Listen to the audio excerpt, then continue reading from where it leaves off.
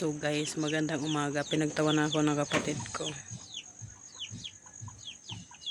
Dahil nga yung kulungan ko ng baboy, oh. So ko lang po talaga yung gumawa niyan, guys. So ipakita ko sa inyo. Pero malay mo balang araw magkaroon ako ng malaking kulungan para kay Bliss. So yan guys, pinagtawanan ako sa aking brother dahil nga ganito yung kulungan ko. So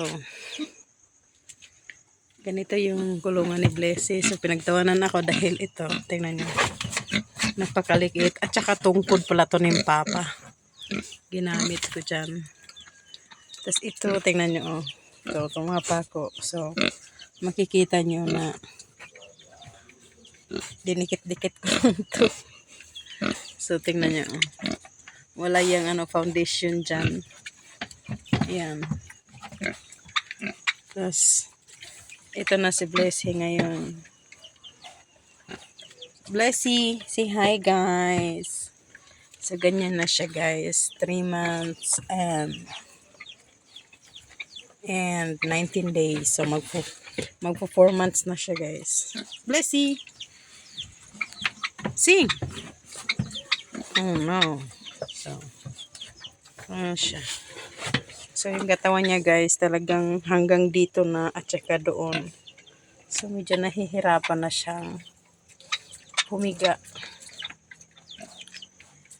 So, sana balang araw na si Blessy na sa maganda ng kulungan. Kasi ganito yung kulungan niya. Oh.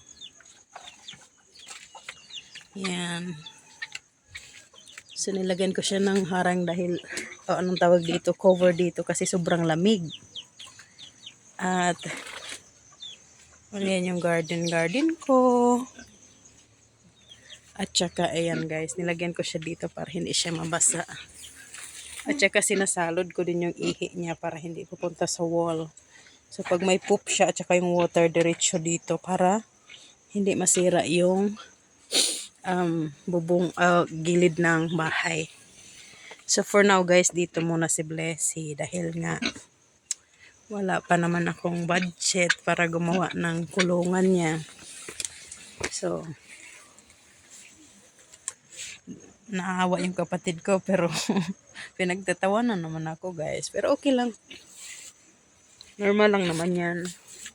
Malay mo one day magkaroon na tayo ng sariling kulungan. Blessy, I love you. Kami. Come here, Papa.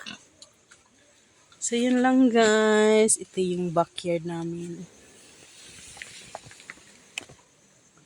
At yan yung mga sayote. At yan yung mga kangkong. Nilipat ko siya dito. So, yan yung backyard. Hindi pa talaga siya tapos guys. Oh. Ang dami pang kulang pero okay lang. Thank you pa rin kay Lord. Dahil nagkaroon tayo ng bahay at may Blessy pa ako. Hi Blessy. I love you, Chunky. See? Tiket. And thank you Lord kasi magaling na siya. Galing siya sa sakit. Bye guys!